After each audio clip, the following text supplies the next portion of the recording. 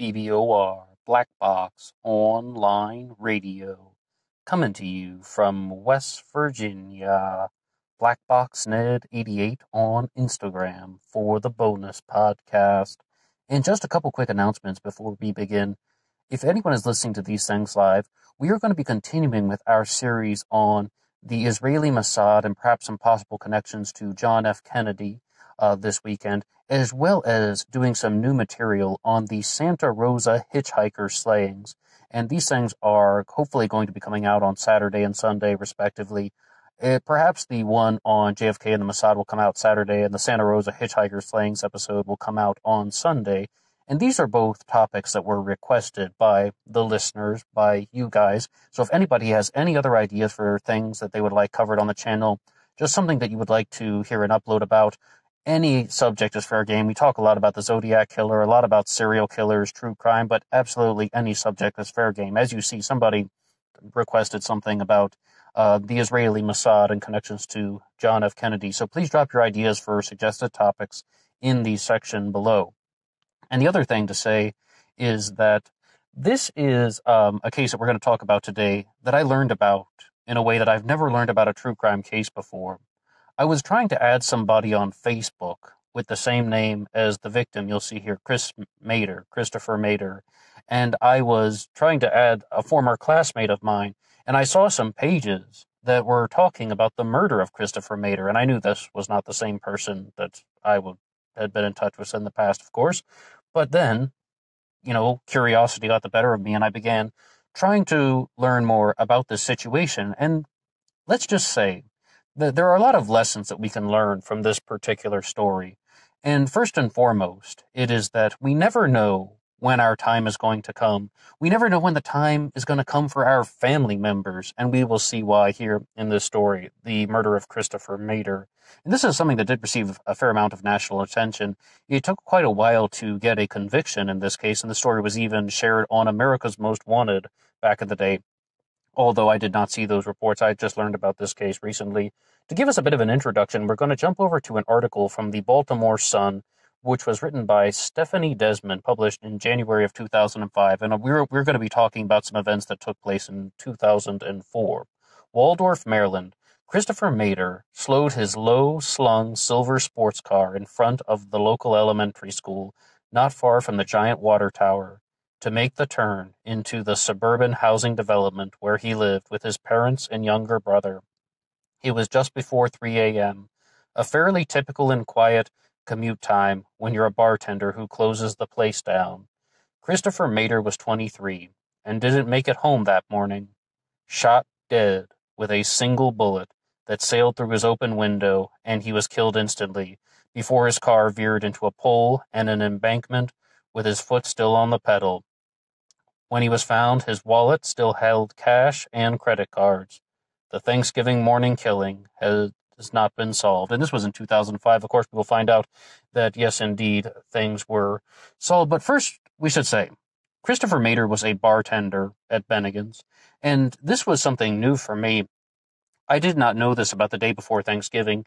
The Wednesday before Thanksgiving is one of the busiest days for bar goers in the country. Sometimes it feels like I live under a rock. But when they talk about how this could have possibly been a random killing, and if you were to do a Google search on the murder of Christopher Mader, you would find perhaps some things talking about a possibly random killing, a senseless murder, a 2004 random murder of Chris Mader. You will find things like that. You can even do this on Google right now at the time of this recording. But the thing is, we will really see that this was not a random killing. When she says that there was cash in his wallet, what they're actually talking about is $59 were in coins in a bag of change, and $1,080 was in his wallet. He had accumulated $1,080, which, most likely from bar tips, but perhaps it's not necessarily possible to audit the exact transaction. Maybe he already had some money with him. And that is one of the reasons why Christopher Mader was targeted. People began to notice that perhaps this bartender was carrying lots of money, as well as what we just said, that that the Wednesday before Thanksgiving is a very busy day for bar going. I just like the way that this Baltimore Sun article from 2005 gave the introduction.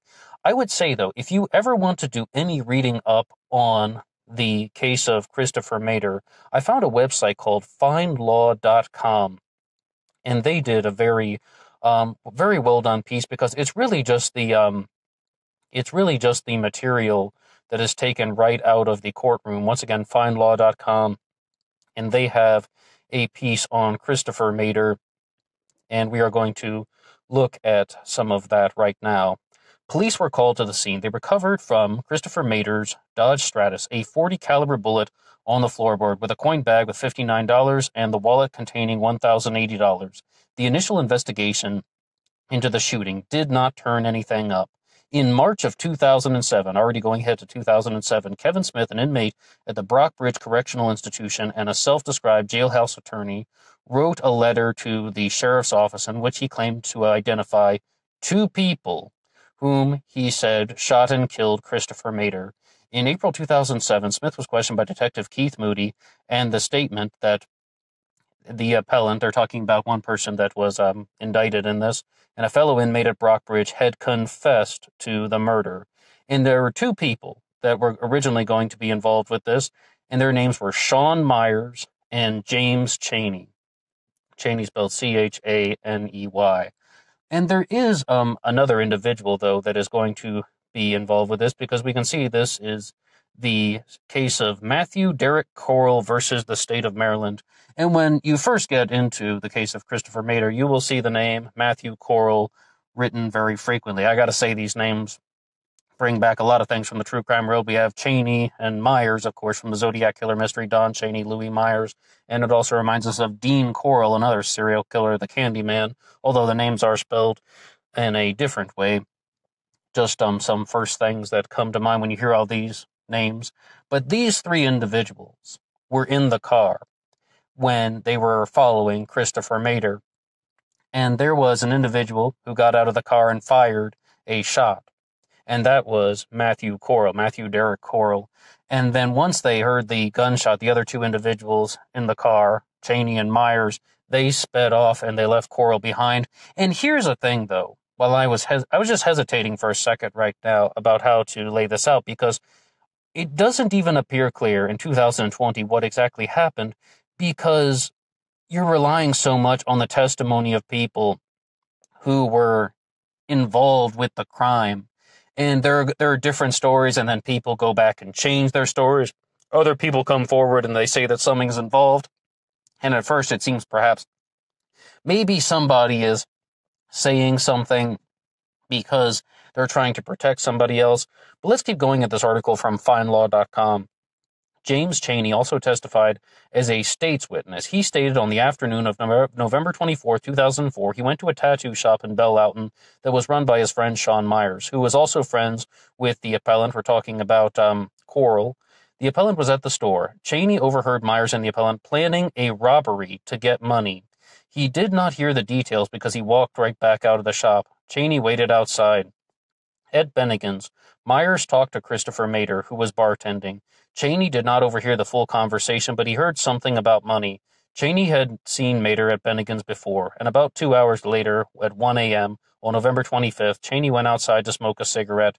Myers joined him, and they both sat in the car smoking while Chaney and Myers were waiting in the parking lot. Someone drove up, driving a pickup, and dropped off Matthew Derek Corll at Bennigan's. Chaney and Myers saw the appellant enter Bennigan's. About 30 minutes later, the appellant emerged and joined Chaney and Myers in the car. 5 or 10 minutes later, after that, Mader emerged, got in his car, and drove off. With Myers driving, Chaney was in the back seat, and Corll was in the front seat. The three followed Christopher Mader's car. Once on Smallwood Drive, Myers cut Mader off and forced him to stop by pulling in front of him. Corll got out of the car, and Chaney and Myers remained inside. So, two people are staying in the car, as we said. Once they heard the gunshot, Myers and Chaney immediately drove off, leaving Matthew Derek Corll behind. Chaney did not see the appellant with a gun and did not realize that a robbery was going to take place until he heard the shot. Okay, that's what I said, though. It's like, it really depends on whose story do you want to believe. All right, and the following events would also be a matter of whose testimony you're going to be listening to, because Matthew Derek Corll is left behind at the scene. In one instance, he says that he gave somebody a couple of dollars to drive him home. In another one, it says that he just took off. He tried to run down to the car, asking the other two guys to stop so he could get back into the car. And when that didn't happen, he disappeared into the shadows. I mean, we're still dealing with the early AM hours in November. It's very dark, very cold. So he just slipped into the shadows, and he got on his phone, and he asked somebody to pick him up near a mobile gas station. And that man and his girlfriend picked him up, and then they drove to a mobile home park. So, I mean, those events are, perhaps somewhat relevant to the investigation in some ways.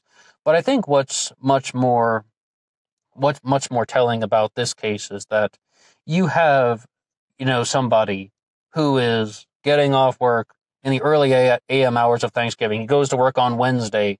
He thinks that he's going to be celebrating Thanksgiving on a Thursday like any other individual. It's just another day on the job. It's just another night, and it's just another commute back home. And in one article, they actually say that Christopher Mader was seconds from pulling in to the driveway where he lived. Like it would have been less than a minute before he reached home before they cut him off, as they said here on FindLaw.com.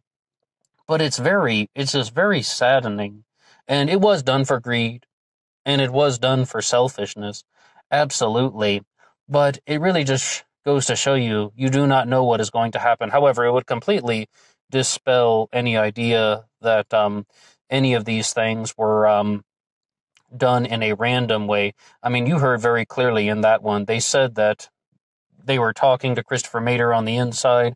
And one of the men who was in that car seemed to go to that Bennigan's frequently, and they're paying attention. And, it even also seemed like there was a bit of a reputation going around about Christopher Mader, that he was a bartender who earned a lot in tips, and he carried them with him when he was leaving. People could have learned that information very easily, but also simply with the fact that we said that it was a very busy night, and people would be somewhat aware of that.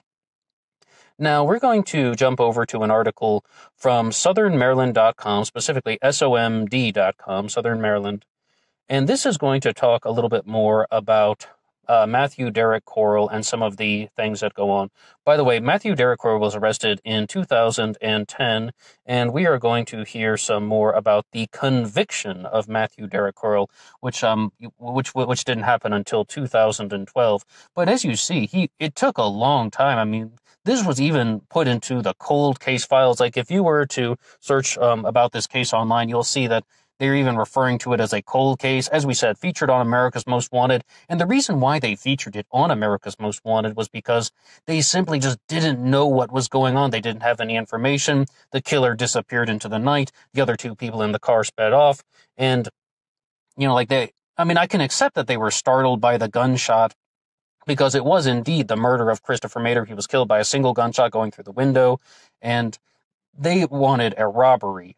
I can accept that perhaps they weren't in their immediate reaction was not to murder Christopher Mader. It was to get the $1,000 that he had in the car, but it was a botched robbery and still responsible 100%, guilty of murder 100%.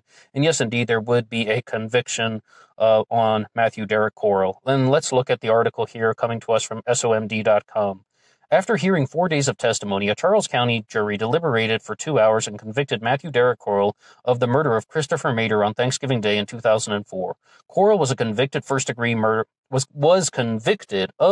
murder by using a handgun in a crime of violence and conspiracy to commit armed robbery. He is scheduled to be sentenced on August 21st, 2012.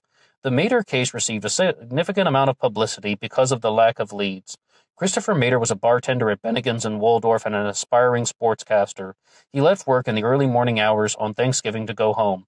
He was later found in his usual route home, suffering from a single gunshot wound to the head. His car had been left on the roadway, struck some signs, and came to a rest after crashing into 2 electrical boxes. And the car was even still running when people arrived on the scene. I should also say, though, that one of the other reasons why this case received publicity was there was a brief 911 call where someone was simply saying, I think I heard some gunshots, and and so on. I was going to play it here on the recording, like on this little podcast segment, but the audio for that was so scratchy that it was just a very, very beaten up 911 call. But that's another thing that attracted people, because they began to think, is the person calling in the shooter, or is this just somebody who lives in the vicinity who thought he heard a gunshot? Tony Covington, state attorneys for Charles County, and Deputy Karen Piper tried the case. Covington reacted to the verdict, saying that he was gratified. After all these years, we had a hand in bringing closure, and I hope an increased sense of peace to the Mater family. Covington heaped praise upon the Charles County Sheriff's Office for their great detective work. And as we said, though, it wasn't until 2010 that there was an arrest, so nearly 6 years before they were able to catch Matthew Derrick Corll. A second man who was also arrested, we're talking about Sean Myers, age 33, of Waldorf, was arrested in June of 2011 by the Charles County Sheriff's Office, and according to Maryland Judiciary Number Case 8K110420, Myers is scheduled to be sentenced on July 6th. 3 earlier hearings were dated back and postponed in the past.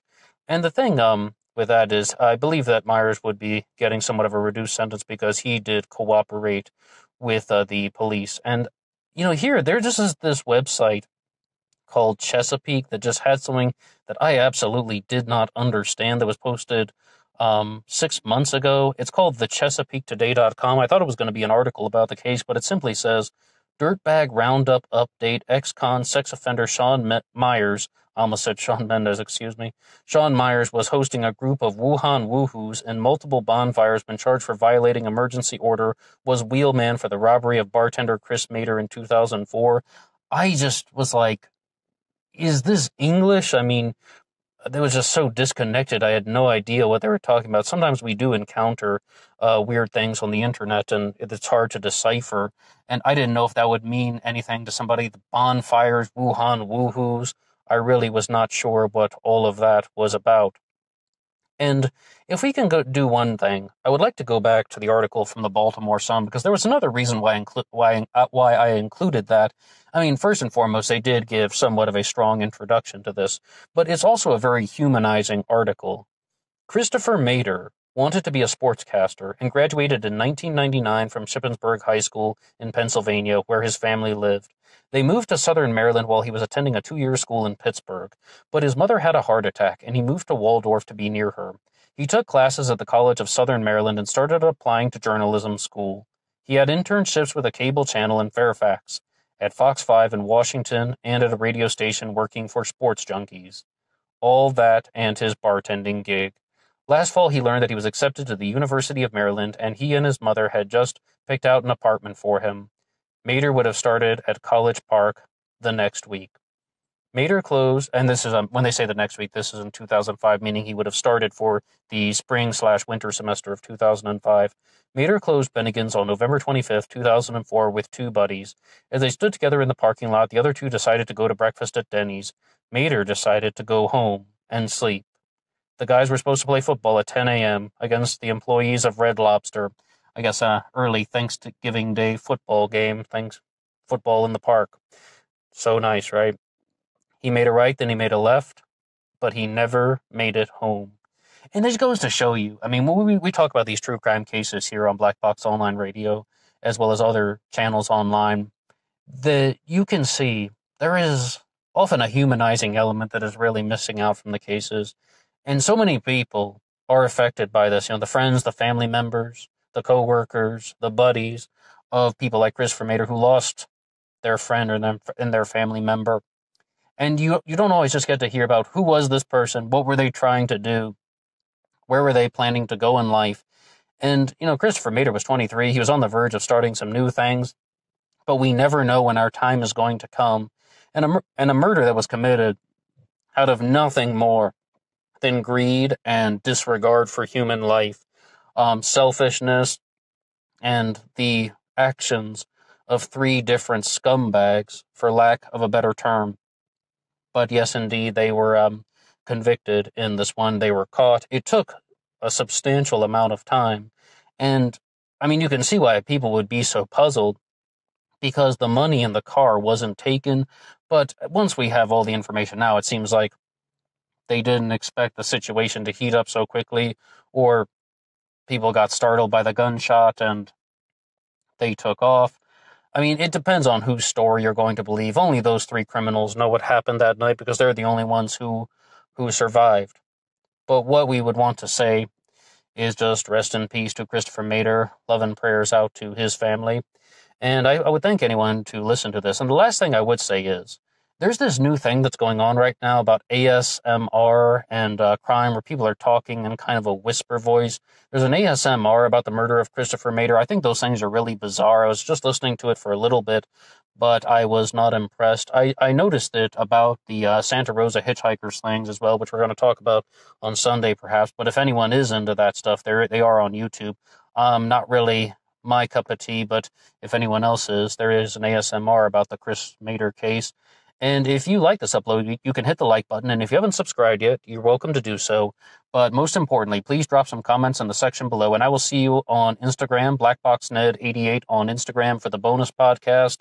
Until next time.